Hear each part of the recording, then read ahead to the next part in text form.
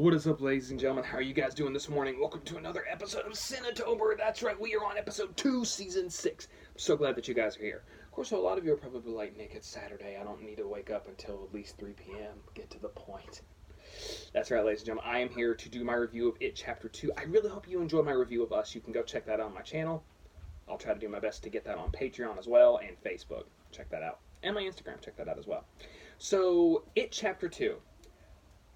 I did not get to see this movie as soon as I wanted to, and one of the reasons why I actually prefer It Chapter 1 over Chapter 2 is the adventure. Oh, an adventure, going to see a movie about a scary clown. Ooh, we're going to have so much fun. Speaking of the scary clown, Pennywise, Freddy Krueger, and Freddy Fazbear are all trying to get me, but it's okay. It's during the daytime. I'm safe. Right? Right? It's okay. I've got 2 monitors here. I am monitoring their every move. Of course, though, I hate how I cannot transition by touchscreen like in Freddy Fazbear's. In Five Nights at Freddy's. That's my guard dog, by the way. She's doing a great job. So, It Chapter 2 is the continuation of It Chapter 1, and it does a magnificent job of transitioning from past to present, from past to present. The director did a really good job of making these transitions work and not feel separated. It made it feel like it all flowed together like a river without any trembles or anything. The cast in this movie, the cast was perfect. From Bill Skarsgård coming back as Pennywise, from James McAvoy playing Bill. We have Bev, who's played by Jessica Chastain from Jurassic World. Of course, though, I kind of pictured Bev more like Alexandra Breckenridge from American Horror Story Murder House. I don't know if she's been in anything else. Of course, I just recognize her with her red hair. We have Ben, who's played by Jay Ryan. I don't really know that much about him. And we have Eddie, played by James Ransom. Otherwise, for me, he's also known as Detective So-and-so from Sinister. Watch the first one. Stay away from the second one. We have Mike, played by Isaiah Mustava. Richie, played by Bill Hader. Loved that guy. And we have Stan, played by Andy Bean. Now, all of these guys do a magnificent job portraying these grown-up versions of the Losers Club. From Bill becoming a famous author, but everyone's telling him, like, your endings, they're terrible. You got to really work on your endings. From Bev, having her scene where she stands up to her abusive husband and finally leaves him. Ben, who became a famous architect and lost all the weight when everyone called him, fat and other certain names. Eddie, who grows up and ends up marrying a woman who looks almost exactly like his mother and acts like his mother. You didn't say that you loved me like you usually do. This is supposed to be a weekend for us. When are you coming home? It sounds like, it's normal wife stuff, but no. Oh my gosh, no. Gosh, I felt so sorry for that guy. We have Richie, who ends up becoming a famous stand-up comedian. And, I don't really know what Stan did. I don't think they ever touched up on what he did. And we have Mike, as I call him, the Oracle of the Losers Club, or Oracle of Derry. All these actors really bring these characters to life, and the adult sections are really good in this film. You really feel like it is not pressured. You don't really feel like it's rushed too much. It's just the right pacing.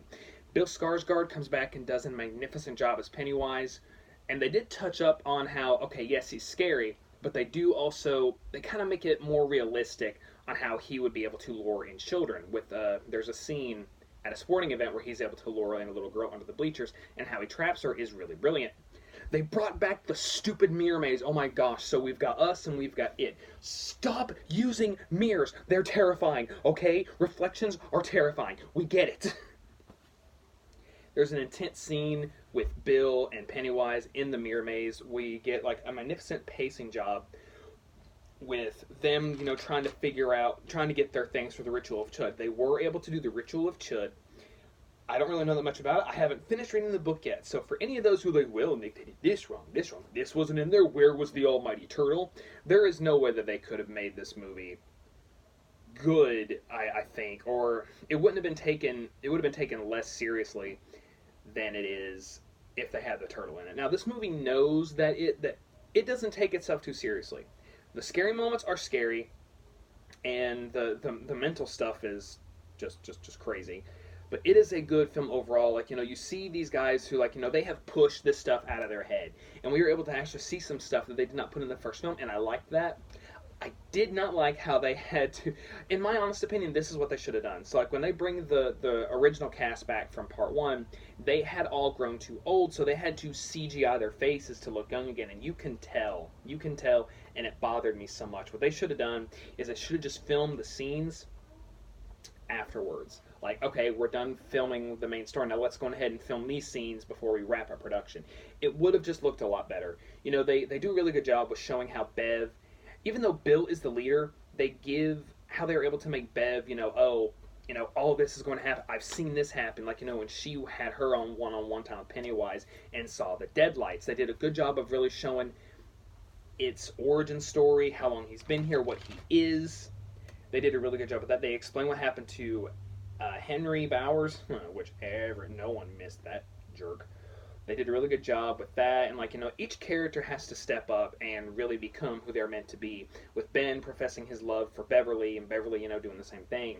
Bill learning how to do endings better, and to be a leader, and to stop blaming himself. Eddie from stop being scared. Richie, I don't really know what his deal was. There was a scene where Pennywise is like, I know your secret. Now, my only guess is that maybe they were hinting that Richie was gay for Eddie. I really don't know. And then you have eventually Mike, who is able to leave the town. He's like, I'm finally going to leave. Mike was stuck there in Derry because he knew it was going to come back. And they did a really good job of portraying that. Okay, I've got to round everybody up. I've got to do this. Like him going and asking cops questions like, "Hey, what about this? What about this?" And this movie wraps up in a beautiful bow. Each character having to go and deal with Pennywise is done magnificently. They brought back the scene with the house on Nebolt Street. Forget that house. Never going in there. Never would ever go in a house like that. Of course, though, there's probably some people watching like, I would love to go in a house like that. Hey, you deal with a psychotic killer clown. Not me. And I'm just going to go ahead and say, overall, this movie gets a B+. This movie is a good sequel. This is a good Stephen King movie. Both its Chapter 1 and 2 are. And it was really good to have Stephen King in his cameo. I don't know if he's cameoed in all of his movies, but I know he did cameo in Pet Sematary. Guys, I hope you enjoy your day, and I hope you're enjoying October. I'm enjoying doing Cinetober again. Stay tuned, because we got a lot more coming, and hopefully I don't get killed. That's why I'm doing this during the daytime. Have a good day, guys.